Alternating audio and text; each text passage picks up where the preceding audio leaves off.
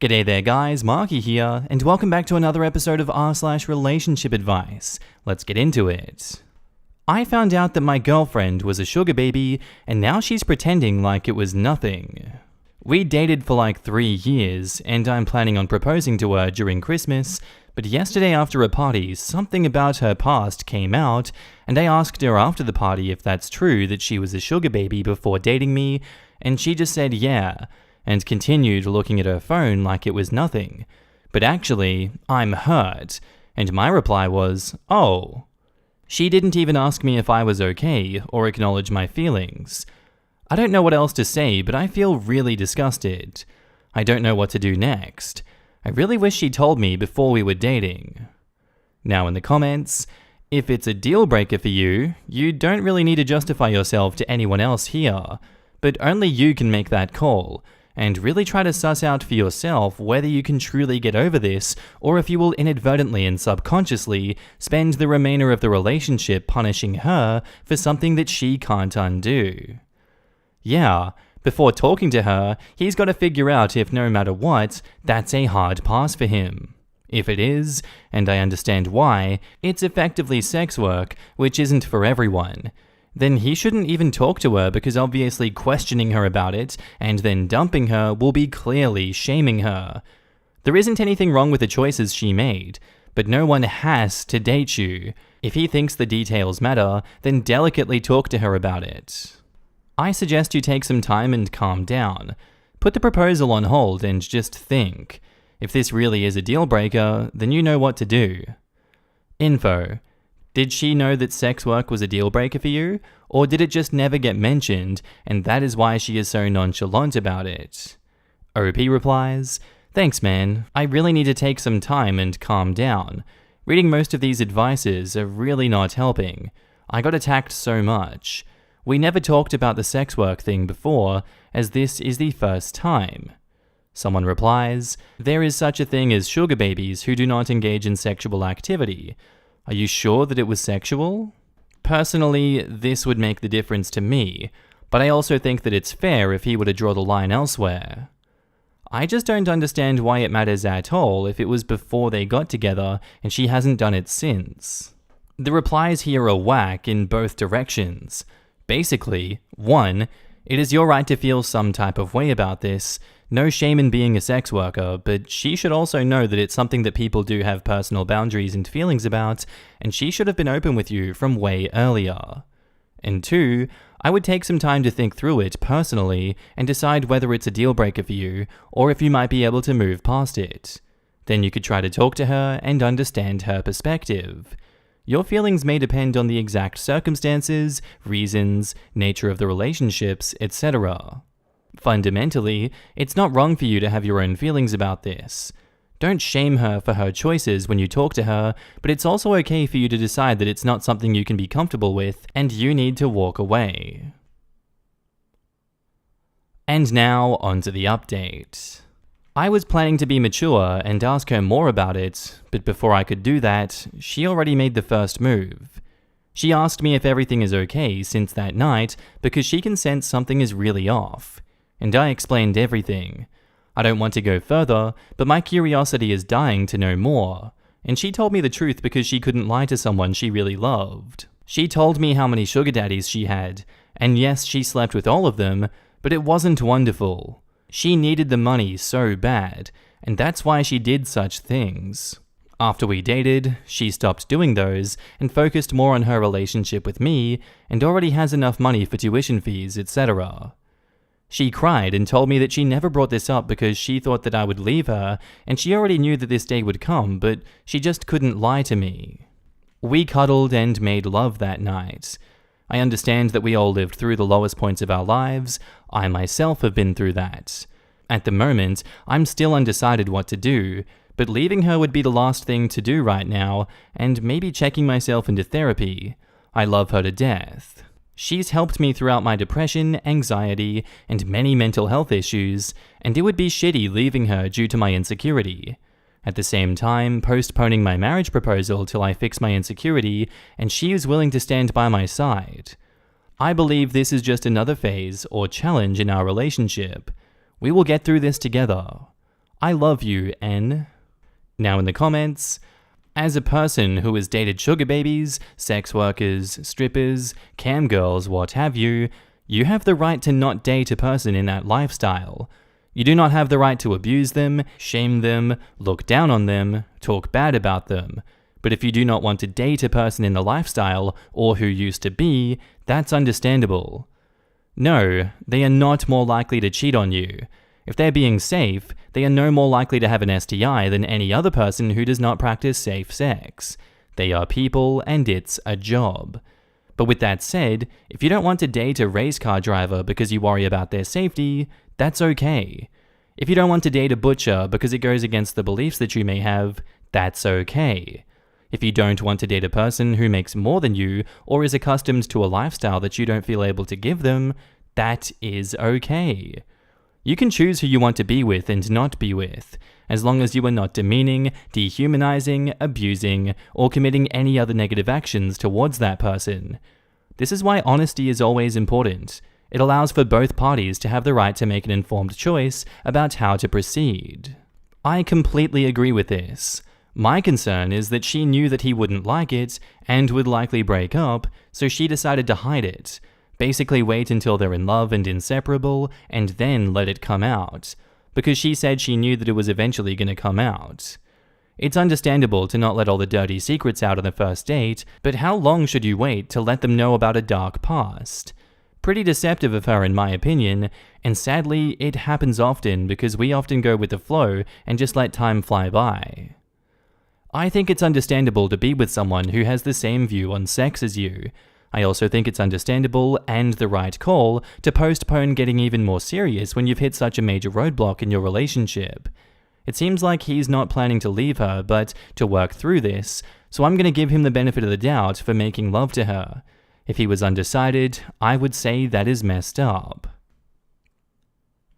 Our next post is titled, "Screw you, Alan." Warning, this is long and contains language. I don't usually use this much language, but Alan is a terrible human being. There isn't a classy way to express my distaste for him. I apologize if I offend you. F you, Alan, hard. Working with you these past 7 years has been terrible. You are a terrible co-worker, and the entire organization thinks so. Do you know how hard it is to induce the scorn of nearly 300 employees? Pretty freaking hard, but you did it. What exactly is it that you do? I know that you lurk around our office like you think you're important, drifting into conversations like you have business there. You don't. We will let you know when something pertains to you, I promise. You float into meetings you aren't invited to, and you steal the extra lunches. F you for that. I take those extra lunches downstairs to the interns, who can use all the help they can get since they are working for free, and Will, whose entire paycheck, nearly, goes to pay for medical treatment for his disabled child. F you for taking their lunches when you make triple their salaries. What in the hell are you even doing at the meetings? You've been told repeatedly that you want to invite yourself to them, but you still do. Our CEO is a man who loves to hand out second chances to you because you did that one spectacular thing 7 years ago when you first started. Oh my god, you totally brought us a supporter. I will admit that it was much needed, but when he turned his back on our organization 4 years ago because of you, you should have been fired. Now our non-profit is barely scraping by because you were too lazy to go out and do your actual job. You have one job, Alan. One frickin' job. How dare you go into my work office and log onto my computer when I wasn't there? You don't think I know? I do. F you. You don't even work in my building. You work in the office across town. Why in the hell are you even over here? You didn't think that I would report you to HR, did you? I did. They were appalled. It is part of the reason that you're under review now. I recently got a lock installed on my office door. Good luck getting in now. What the hell were you looking for anyway? And also, F you for calling me repeatedly while I was on maternity leave for things that weren't emergencies. Debbie was effing handling my stuff while I was out. You got the effing email I sent out regarding it because you replied to it. I don't even deal with anything you would need to contact me about anyway. Do you have a copy of the report from last year? You said in one voicemail I received shortly after giving birth. No, I don't effing have a copy of the report from last year because I don't handle the reports. I don't effing handle the reports. You aren't new, you know this. The second and third calls, I was still in hospital, about how the break room was out of paper towels, was just effing mean.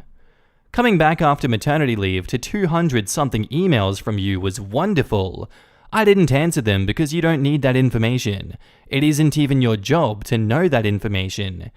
F you, Alan. F you and how you take Carrie's parking spot when you visit our location, even though you know she has to park there because of her recent surgery. She has effing cancer, Alan. Also, how dare you come to my baby work shower? That was after effing hours, and eat the majority of my awesome cake. That was my cake. No one invited you. How do you even find out about it? You don't even work in our office. Did you just decide to stay until about 7 p.m. one day at the office you don't work at for some reason? You just stumbled into my closed office with that stupid look on your face and said, look, cake. F you, Alan. I was pregnant and I was going to eat that cake. I said one piece, Alan, not the whole rest of the cake. You really hurt Noah's feelings when you made fun of the way that he speaks. He has an effing speech impediment, you asshole. Not to mention you work for an effing non-profit whose job it is to help people like Noah. Tomorrow, you have a review with the board and the CEO to determine whether the department that you run is up to standards. I hope that you fail. It sickens me to think that because the jobs of the individuals with disabilities who work at your location depend on your success. But I can't help but delight in the fact that you are failing.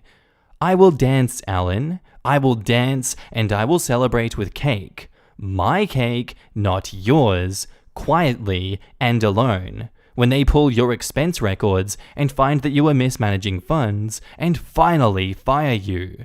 F you, Alan. You are the only thing that I hate about my job. In the comments, he sounds like a truly horrible human being, and I'm so sorry that you have to deal with such an asshat. Your job sounds wonderful regardless.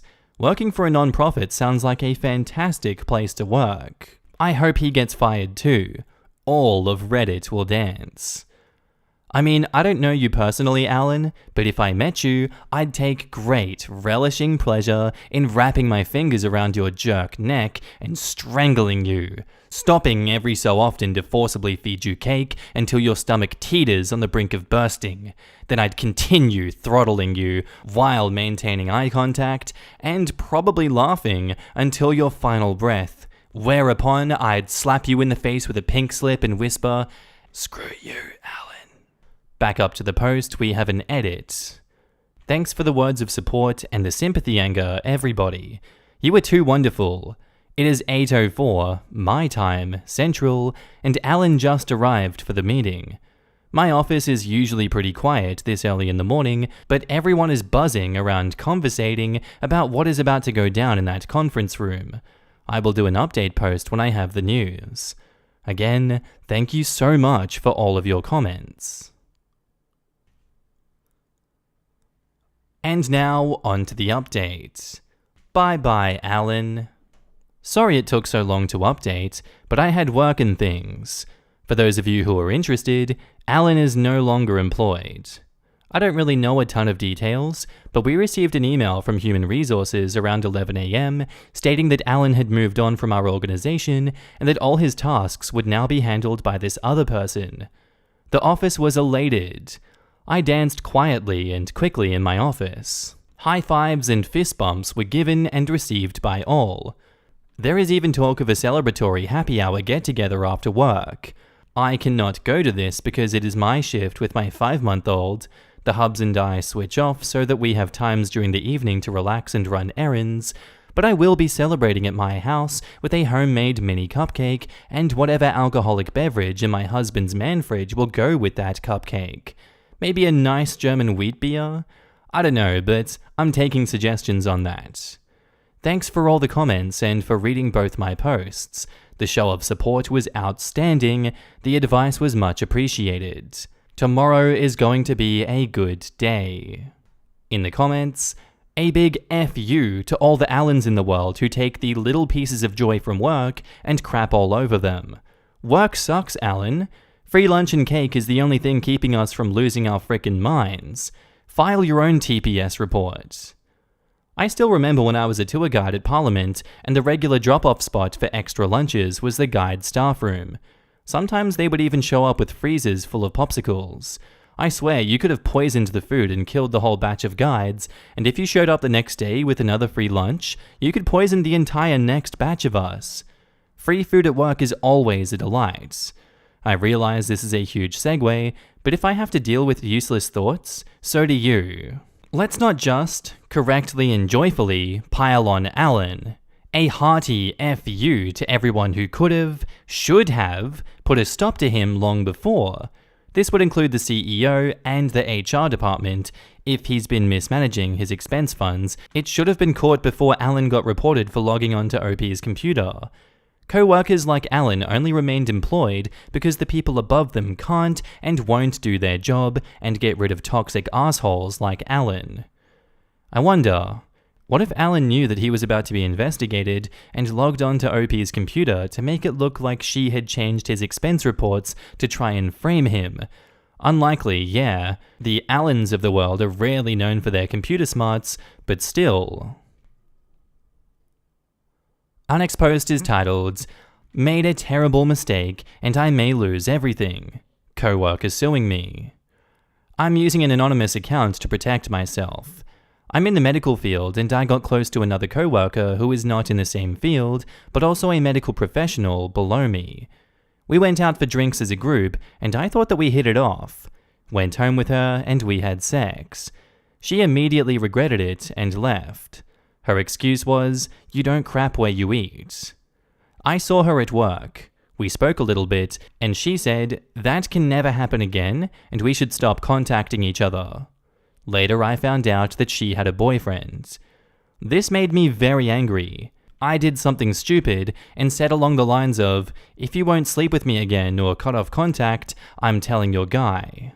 It was a joke. I also have to say that I was texting her more than she was replying. I sent her photos of myself and she said that I crossed the line.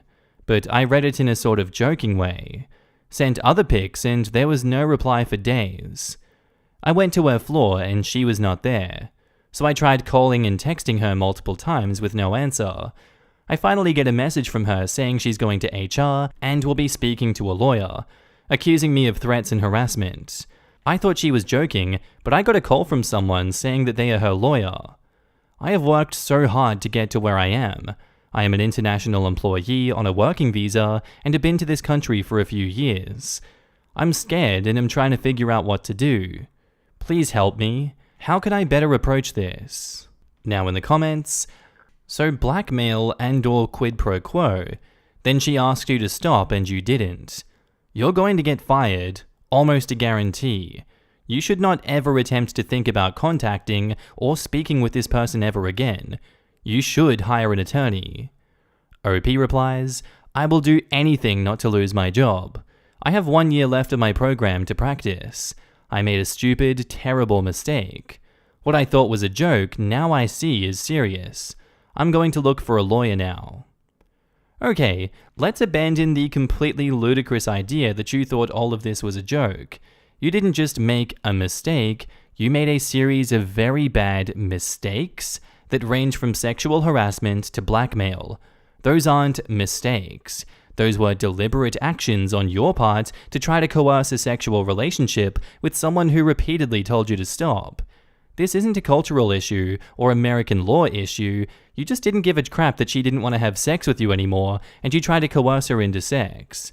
You are lucky if all you lose is your job, and frankly, you deserve to. After you are fired, get a lawyer to help you deal with your employment visa. If you're arrested for sexual harassment or blackmail, ask for a lawyer and don't speak to the cops at all. Quote, "This made me very angry. Did something stupid and said along the lines of, 'If you won't sleep with me again or cut off contact, I'm telling your guy.' Based on this statement, this is blackmail. No one would think that this was a joke. I would highly consider talking to an attorney and print out all of the text messages and give it to the attorney. Stop all contact, and yes, as others have said, expect to be suspended immediately and soon fired upon a review. OP replies, "You're right. I have gotten all the advice I need. Thanks everyone. I will go and look for a lawyer." Literally every part of everything you did is sexual harassment. OP replies, "If you say that, then I have a lot to learn. I'm unfamiliar with the American law system, so I didn't think what I was doing or writing was sexual harassment. Now I know." And now on to the update. So I want to take this opportunity to apologize to anyone I may have offended by my post last week. I read every comment, I was too shocked and embarrassed by my ignorance to reply, and I get it. I was very wrong, although I don't think I deserved the death threats in my messages. When I got a letter from her attorney, I wrote back apologizing for the disrespect and my rude messages. What I thought was a joke was not funny. My friends, although supportive, called me out on my harassment. I am a medical professional and should have known better. I won't blame it on my culture. I am from India/Pakistan. I am in a foreign country and I know I have to abide by the rules. I was unfortunately suspended. Will keep details private to protect myself, but not fired. Moving forward, I have spoken to the women in my family and I'm considering therapy to help better myself. I am willing to show that I am working on myself and am very sorry for the hurt that I caused. My biggest mistake was not getting my own lawyer like everyone suggested. Thanks again and happy holidays to you all. In the comments, dude, the comment about being in a foreign country and having to abide by the rules? My brother in Christ, not sexually harassing or blackmailing people is not something cultural. It is the lowest basic human decency no matter where you live, grew up, or come from. It's not bad because it's in a different country, it's bad because it's bad. For reference, an unsolicited genital picture is not a joke, even if the genitalia might look like a waterlogged rodent fetus. This dude managed to shame nearly an entire continent and still thinks the real mistake was not getting a lawyer. There are literally thousands of people in the streets of India protesting against almost exactly what he did, but yeah, the lawyer thing, that's the really bad move. And that's where I'm going to end today's episode, guys. I do hope you enjoyed, and I'll see you in the next one. Bye.